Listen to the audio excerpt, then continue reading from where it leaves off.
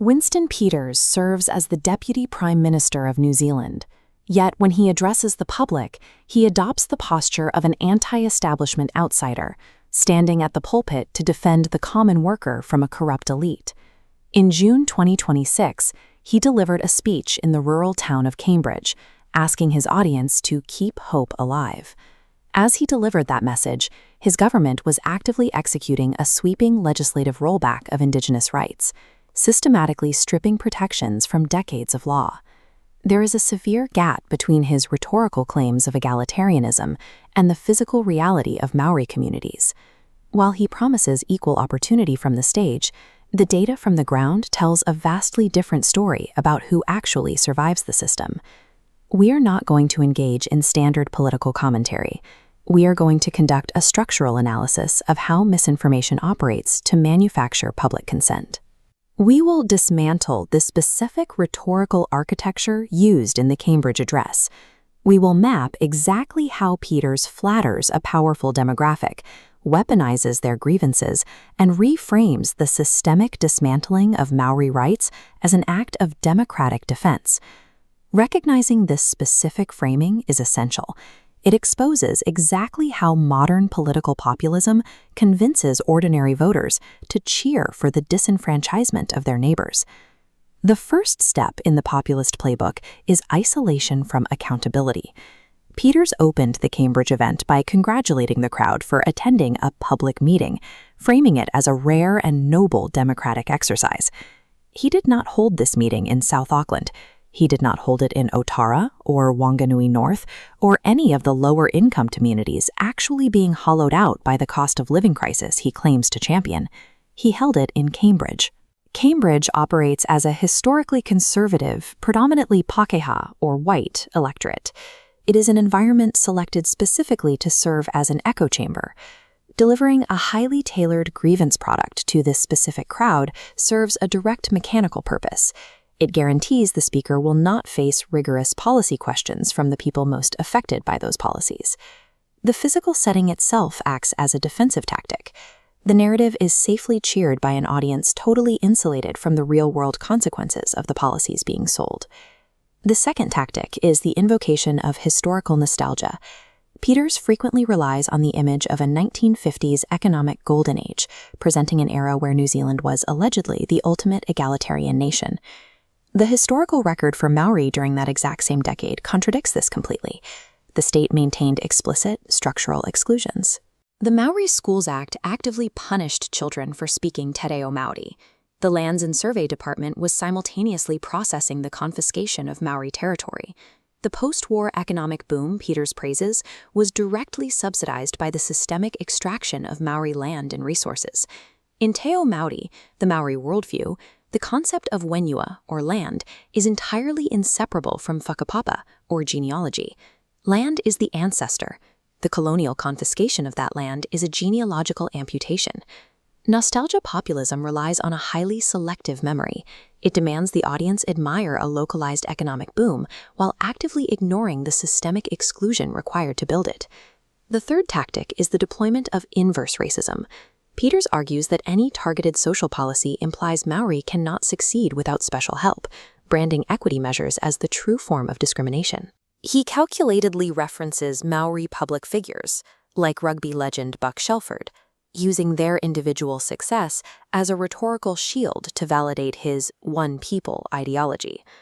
To understand why this fails, consider two houses on fire. One is a new build with a sprinkler system. The other is an old home stripped of its fire alarms by previous landlords. The fire brigade arrives and sprays both houses with exactly the same amount of water. The old house burns down. Supplying equal resources to structurally unequal foundations guarantees unequal outcomes. This chart visualizes Ministry of Health data. It shows Maori ischemic heart disease rates are double non-Maori rates.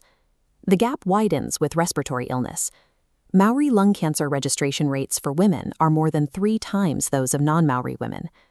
The inverse racism framing is a deliberate discursive strategy. It erases decades of empirical health data to justify the destruction of essential, equity-based infrastructure like the Maori Health Authority, Te Aka Waiora. The fourth tactic is the constitutional shell game. In Cambridge, Peters attacked the UN Declaration on the Rights of Indigenous Peoples, or UNDRIP, and the Hey Pua Pua Report, labeling them constitutional Trojan horses. The political reality forms a perfect loop of contradiction. Peters was foreign minister when New Zealand voted against UNDRIP in 2007. Yet his current coalition government actively signed the India Free Trade Agreement, which contains an explicit clause affirming UNDRIP. This is constitutional stealth in practice. He operates as the arsonist calling the fire brigade, manufacturing outrage over international policies that his own government is actively advancing. By linking global frameworks like UNDIP to local co-governance initiatives, he successfully brands pre-existing treaty obligations as dangerous separatism. Many of these co-governance frameworks, including the Wanganui River Body, were established by previous conservative national governments. The separatist label is entirely hypocritical. The Waitangi Tribunal has investigated these legislative actions and found the current government's agenda constitutes a severe breach of treaty principles. This shell game serves a dual purpose. It allows Peters to solidify his populist base through manufactured panic, while completely obscuring his own administrative complicity in the erosion of constitutional norms. The final tactic is the weaponization of cultural identity. During the Cambridge speech, Peters explicitly mocked facial tattoos, turning to his audience to ask who granted the wearers the right to have them. Within Tikanga Maori, tā moko is categorically not fashion or body art. It is a permanent, sacred record of whakapapa, denoting a person's ancestral lines and their specific hapu identity. Peters has a documented history of these attacks. He was previously forced to apologize in Parliament after dismissing the moko kanohi of Maori political figures like Rawiri Whāiti as mere scribbles. Delivering this mockery to a predominantly Pākehā audience relies on a specific rhetorical mechanism.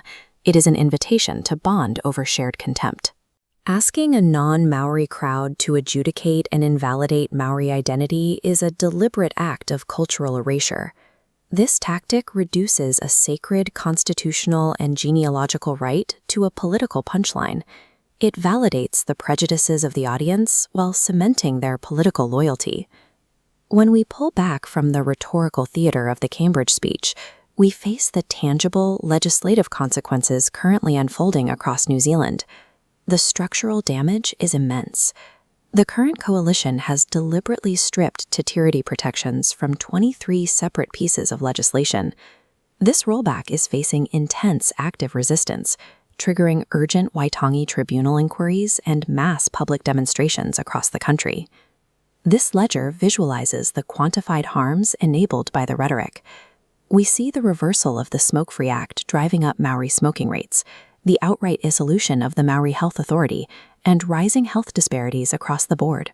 The cost of the Keep Hope Alive narrative is not abstract.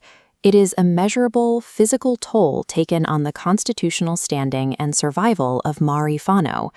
Populist rhetoric is the necessary precursor to legislative erasure.